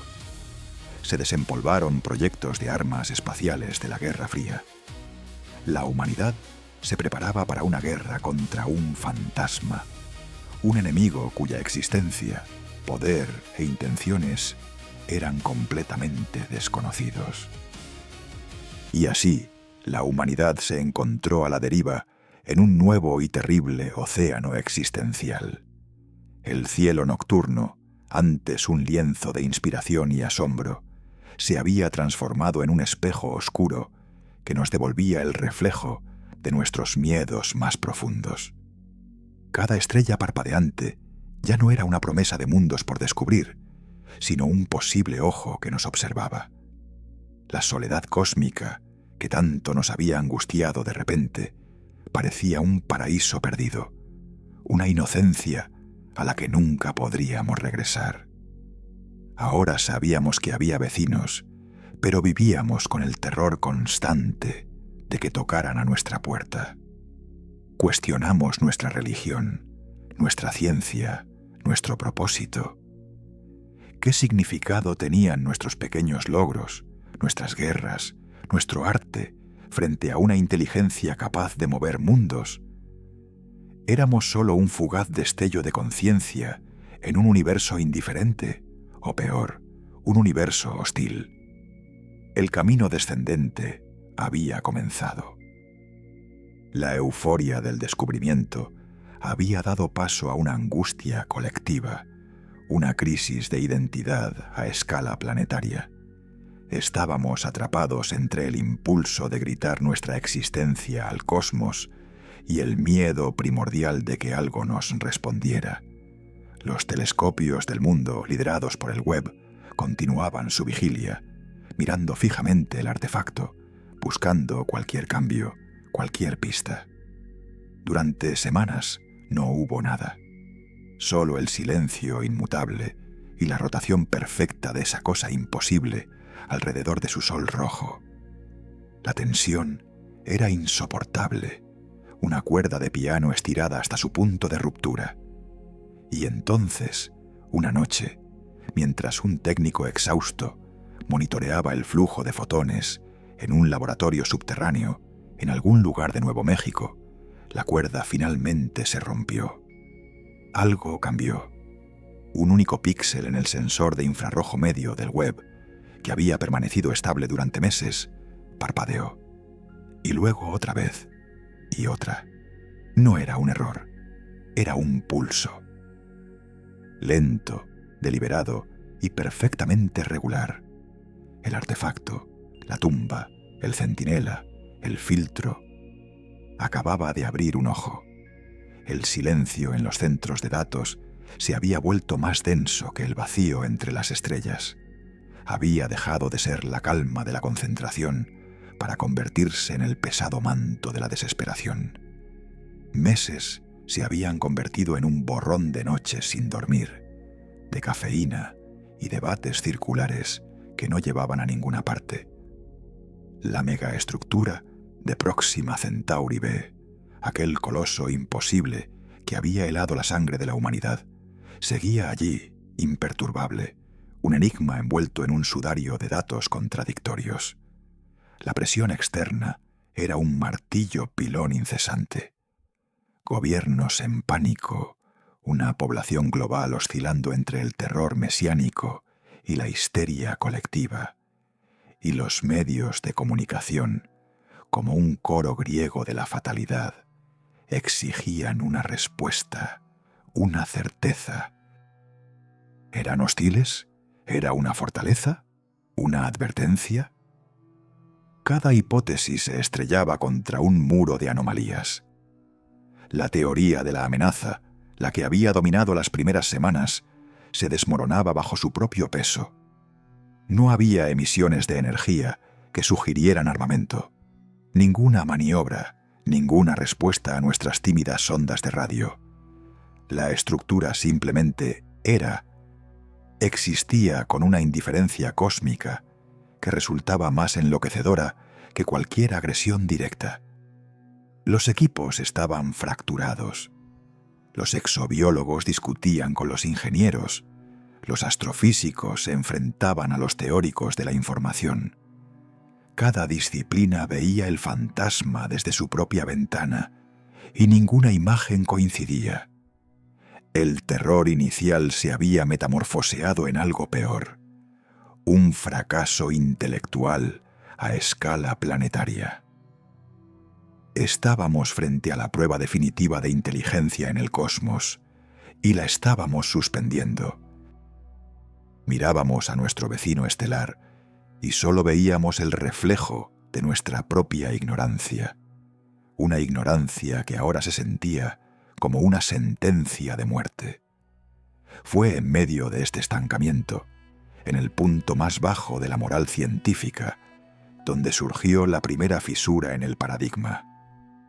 No provino de un director de proyecto ni de un premio Nobel, sino de la doctora Iris Thorne, una matemática especializada en sistemas complejos y topología, una disciplina que la mayoría consideraba tangencial al problema. Durante semanas, Thorne se había alejado de la búsqueda de lenguaje o ingeniería en los datos de web. Se había obsesionado con el ruido de fondo, con las fluctuaciones de luz residual que el resto del equipo filtraba como si fueran meras imperfecciones, el siseo estático del universo. Para todos los demás, era el desorden que ocultaba la señal. Para Thorne, el desorden era la señal. Ella no buscaba patrones repetitivos, como los que esperaríamos de un código binario o una transmisión de radio. Buscaba algo más fundamental, más orgánico. Buscaba la huella de la entropía. Utilizando modelos predictivos basados en la decadencia de sistemas de alta energía, comenzó a mapear no la estructura en sí, sino su lenta, casi imperceptible interacción con el entorno a lo largo de eones. Las leves variaciones en la polarización de la luz que rebotaba en su superficie, las minúsculas perturbaciones gravitacionales que afectaban a las partículas de polvo a su alrededor. Para el resto del mundo eran los susurros del espacio profundo. Para Thorne eran los anillos de crecimiento de un árbol cósmico muerto. Su presentación inicial fue recibida con un escepticismo casi hostil. La sala de conferencias virtual, que conectaba a docenas de instituciones de todo el mundo, se llenó de un silencio tenso. «¿Me está diciendo que después de 6 meses de trabajo», replicó el director del proyecto, un hombre cuya reputación estaba en juego, «su conclusión es que debemos analizar el decaimiento térmico, el polvo?» La frustración era palpable. El mundo esperaba un plan de batalla, no una lección de termodinámica. Pero Thorne insistió, su voz firme a través de los altavoces. «Hemos estado tratando esto como una conversación», argumentó, mostrando gráficos que eran más parecidos a fractales que a planos de ingeniería.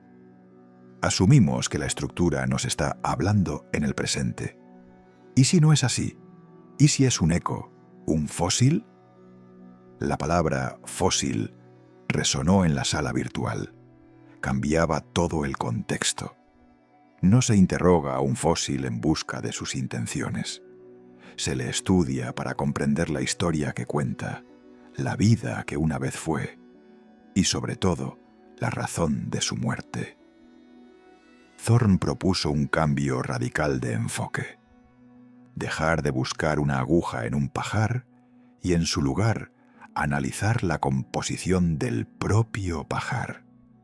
Su equipo comenzó a aplicar algoritmos diseñados no para descifrar códigos, sino para reconstruir eventos pasados a partir de sus residuos energéticos, una especie de arqueología cósmica. Reanalizaron cada terabyte de datos del web, pero esta vez su objetivo era diferente. No buscaban una señal, sino una cicatriz. Las primeras semanas de este nuevo enfoque fueron tan frustrantes como las anteriores. Pero entonces encontraron algo. Un patrón increíblemente sutil en la radiación de fondo de microondas que se filtraba a través de ciertas secciones de la estructura no era un patrón coherente, como un mensaje, era un patrón de ausencia, de absorción. Ciertas frecuencias, correspondientes a las líneas espectrales de elementos pesados y compuestos orgánicos complejos, estaban sistemáticamente amortiguadas, como si la estructura misma hubiera actuado como un filtro gigantesco durante millones de años. Era un espectro negativo, una sombra de algo que ya no estaba. El equipo de Thorne, ahora reforzado por químicos y geólogos planetarios, comenzó a mapear estas sombras espectrales a lo largo de la inmensa superficie de la estructura. El trabajo era minucioso, como reconstruir un jarrón destrozado a partir de su sombra. Lentamente, dolorosamente, una imagen comenzó a emerger. No era un mensaje escrito en un lenguaje alienígena, era algo mucho más profundo, grabado en el lenguaje universal de la física y la química. Las ausencias espectrales no eran aleatorias, formaban un mapa tridimensional de una complejidad asombrosa, un mapa que mostraba la composición química detallada de un sistema planetario. Mostraba la atmósfera de un mundo, la composición de sus océanos, la distribución de sus continentes. Y en ese mapa, en esa biblioteca silenciosa escrita en el lenguaje de la luz absorbida, encontraron la historia. Descubrieron la firma de una biosfera próspera, rica en oxígeno y metano, una sinfonía de vida. Vieron, a través de millones de años de datos acumulados, cómo esa atmósfera cambiaba. Pudieron rastrear el aumento de isótopos industriales, la huella inconfundible de una civilización tecnológica que crecía, que consumía, que transformaba su mundo a una escala inimaginable. Era como ver la historia de la Tierra, pero a una velocidad vertiginosa y con una claridad aterradora. Estaban leyendo el diario de una civilización perdida. El clímax de esta revelación no fue un grito de triunfo, sino un suspiro colectivo de horror que recorrió los laboratorios del mundo. Porque después de trazar el ascenso meteórico de esta civilización, el mapa espectral les mostró su caída. Vieron la composición de la atmósfera volverse tóxica, los océanos acidificarse hasta que sus firmas químicas se desvanecieron. Vieron las huellas de una guerra nuclear a escala planetaria, no en forma de explosiones, sino en las inconfundibles firmas isotópicas de corta duración que habían quedado impresas como cicatrices radiactivas en el tejido de la estructura. Vieron el lento y agonizante apagón de una biosfera. La última entrada en ese gran libro cósmico no era una palabra de despedida, sino el silencio químico de un mundo esterilizado. La megaestructura no era un arma apuntándonos, era una lápida, un monumento colosal, no para celebrar una victoria, sino para registrar un fracaso. La civilización que la construyó, una civilización capaz de manipular la materia a una escala que desafiaba nuestra comprensión, había perecido. Y lo habían hecho por las mismas razones que ahora nos acechaban a nosotros: el tribalismo, la explotación desenfrenada de su propio hogar, la incapacidad de gestionar su propio poder tecnológico. Habían alcanzado las estrellas solo para dejar un epitafio de su propia extinción.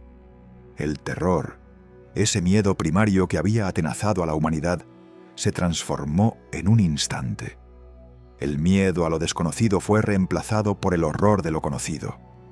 El miedo a un otro hostil se desvaneció, sustituido por el pavor insondable de enfrentarnos a nosotros mismos. La estructura no era un monstruo al acecho en la oscuridad. Era un espejo de 4,2 años luz de diámetro que reflejaba no nuestra imagen, sino nuestro posible y espantoso futuro. La amenaza no venía de Alpha Centauri. La amenaza siempre había estado aquí, dentro de nosotros, en nuestra propia naturaleza autodestructiva. De repente, cada detalle cobraba un nuevo y desolador sentido. La ubicación de la estructura, orbitando un planeta muerto, pero protegiéndolo de la radiación de su estrella, no era una estrategia militar. Era un acto de preservación final. Era una cápsula del tiempo, una biblioteca de Alejandría cósmica, diseñada para durar eones, para contar su historia a cualquiera que fuera lo suficientemente avanzado como para leerla. Su silencio no era indiferencia, era el silencio solemne de un cementerio. Su complejidad no era para intimidar, sino para perdurar. Habían invertido sus últimos y colosales recursos no en una nave de escape, no en un arma de venganza, sino en esta advertencia. Una advertencia que decía: fuimos grandes, fuimos inteligentes, y no fue suficiente.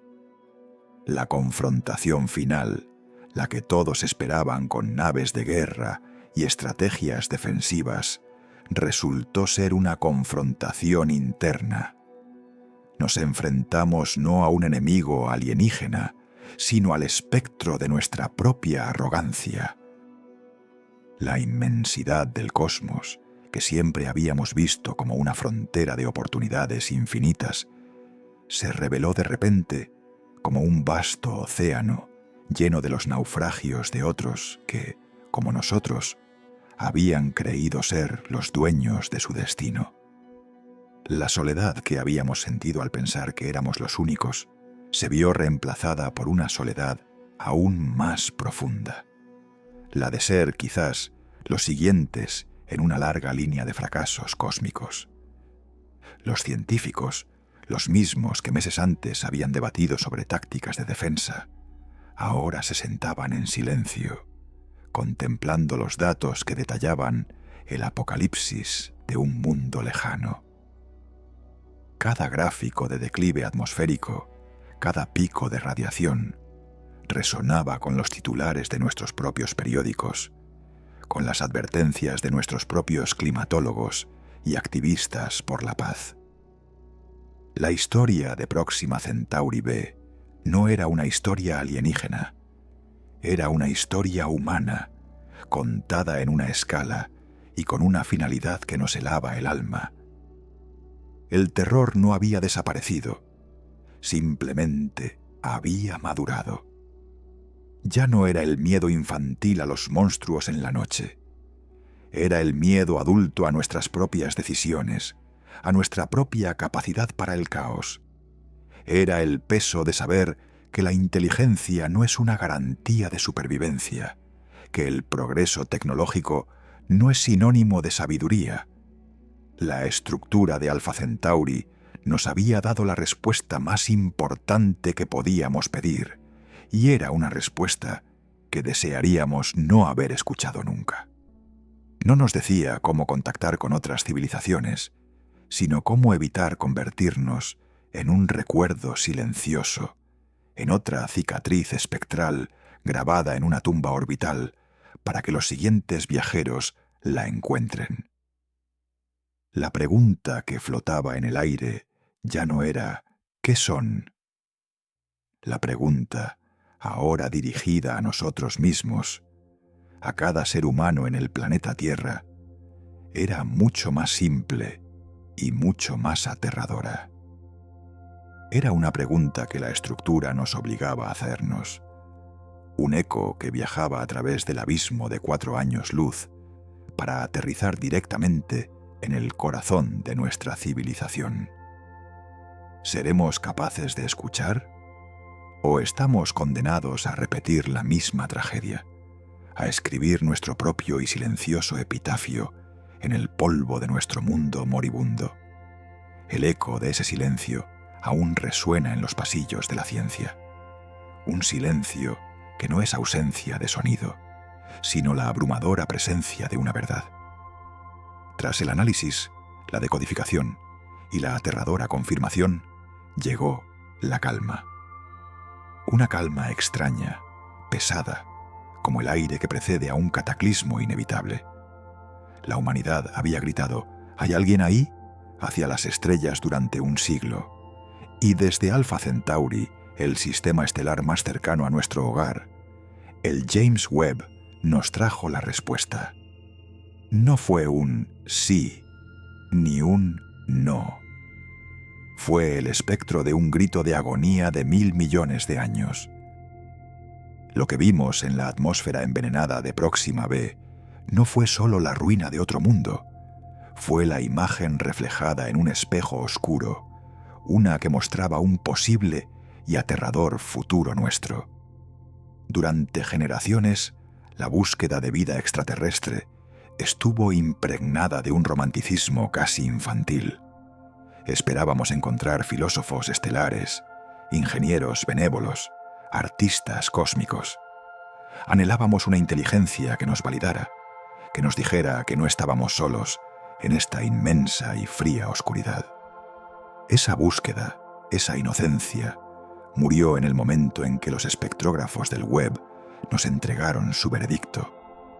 El descubrimiento no nos trajo compañeros, nos trajo un fantasma, un espectro que nos advertía no de monstruos externos, sino del monstruo que llevamos dentro.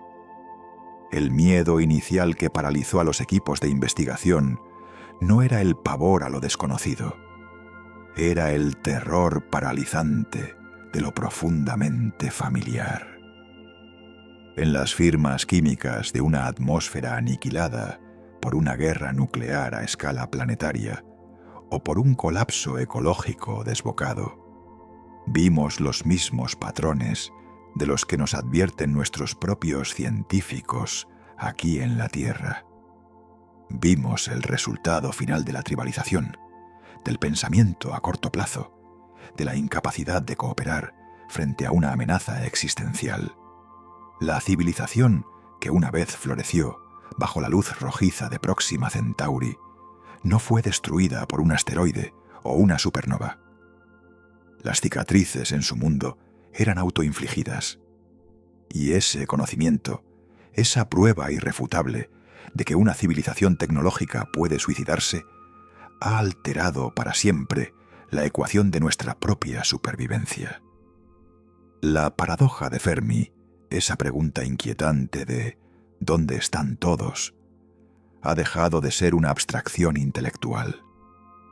Ya no es un juego de salón para astrofísicos y filósofos. Ahora tiene un candidato a respuesta y es la más sombría de todas. Quizás el universo no está vacío. Quizás está lleno de cementerios, lleno de los restos silenciosos de civilizaciones que, como la nuestra, alcanzaron un punto crítico de poder tecnológico antes de adquirir la sabiduría para manejarlo. El gran filtro, esa hipotética barrera que impide que la vida inteligente se expanda por la galaxia, podría no estar en nuestro pasado ni en nuestro futuro lejano. Podríamos estar atravesándolo ahora mismo. El hallazgo de Próxima B es el primer punto de datos que sugiere que este filtro es real y que es brutalmente eficaz. Nos enseña que el universo no selecciona necesariamente a los más inteligentes ni a los más fuertes. Quizás selecciona a los más sabios. Esta revelación ha provocado una revolución silenciosa en la forma en que miramos al cielo. La astrobiología y el programa SETI, la búsqueda de inteligencia extraterrestre, se enfrentan a una redefinición fundamental de su propósito. Ya no buscamos simplemente una señal de radio que diga «hola». Ahora estamos obligados a buscar también las advertencias. Los astrónomos están reconfigurando sus búsquedas para detectar no solo biofirmas, sino necrofirmas. Las huellas químicas de la muerte industrial a gran escala, los isótopos radiactivos persistentes de un holocausto antiguo, las envolturas de polvo de planetas pulverizados. Nos hemos convertido, a la fuerza, en los arqueólogos de la catástrofe cósmica. Cada sistema estelar que observamos ya no es solo una promesa de vida, sino también un posible escenario de un crimen. Una lápida flotando en el vacío que podría enseñarnos cómo evitar la nuestra. La búsqueda de vida se ha convertido, irónicamente, en un estudio sobre la muerte. Un intento desesperado por aprender de los errores de otros para no repetirlos. Pero el impacto más profundo de este descubrimiento no está en los observatorios ni en los laboratorios. Está aquí, dentro de nosotros. En cómo nos vemos a nosotros mismos. Al mostrarnos el destino de nuestros vecinos, el telescopio James Webb nos ha puesto un espejo delante. Nos ha obligado a confrontar nuestra propia fragilidad de una manera que ninguna advertencia en la Tierra ha podido lograr. Cada conflicto, cada negación del cambio climático, cada acto de odio y división, ahora se ve bajo una nueva y terrible luz. La luz moribunda de una estrella vecina que ilumina los restos de una civilización que quizás se enfrentó a las mismas decisiones que nosotros. ¿Pudieron superar sus diferencias? La respuesta está escrita en los cielos, en un lenguaje de metano y dióxido de azufre. ¿Podremos nosotros? Esa pregunta ahora resuena con una urgencia que quema. La soledad cósmica ha adquirido un nuevo y escalofriante significado. Antes, la idea de estar solos era una fuente de melancolía existencial, pero también de un cierto orgullo. Éramos únicos, especiales. La única conciencia en un mar de materia inerte. Ahora debemos enfrentarnos a una posibilidad mucho más perturbadora. Quizás no estamos solos. Quizás solo somos los últimos en una larga fila de fracasos. Quizás el silencio del universo no es el silencio de la ausencia, sino el silencio del final. El silencio que queda después de que las canciones, las ciudades y las discusiones se han extinguido. Esta idea nos despoja de nuestra arrogancia. Nos impone una humildad profunda y necesaria. Somos una especie en la cuerda floja, sin red de seguridad, y acabamos de ver a alguien más caer. Este nuevo estado de conciencia es en sí mismo un catalizador para el cambio. El miedo, una vez que el shock inicial se desvanece, puede ser un poderoso motivador. No el miedo que paraliza, sino el miedo que aclara la mente. El miedo que obliga a la acción.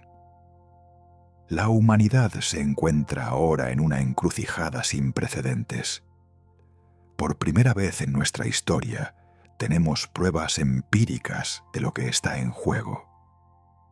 La supervivencia ya no es un concepto abstracto, es una elección tangible.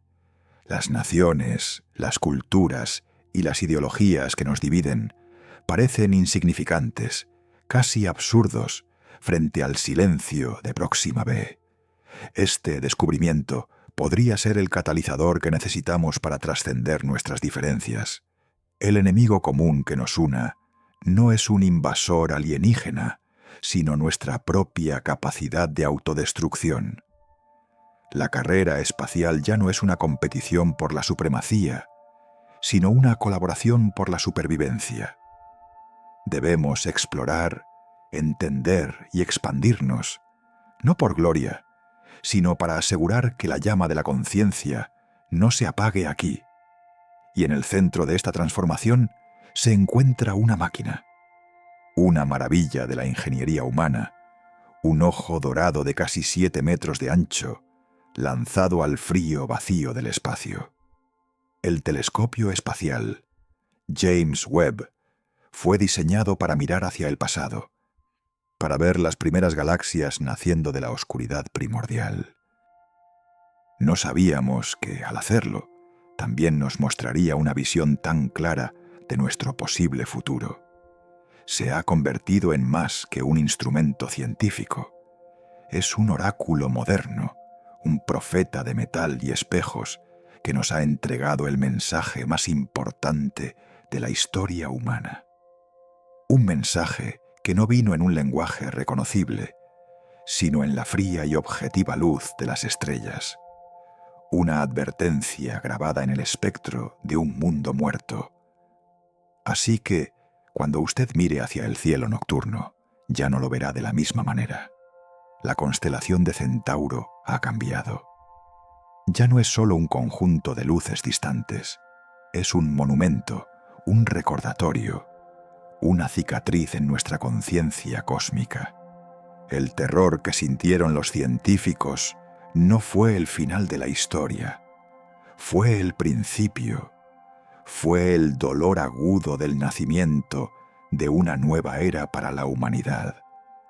Una era en la que la inocencia se ha perdido, pero en su lugar puede nacer la sabiduría. El miedo ha dado paso a un profundo respeto por el abismo, y de ese respeto surge una nueva determinación, la determinación de demostrar que el silencio no es el destino inevitable de la inteligencia. Alpha Centauri nos ha mostrado cómo una civilización puede morir.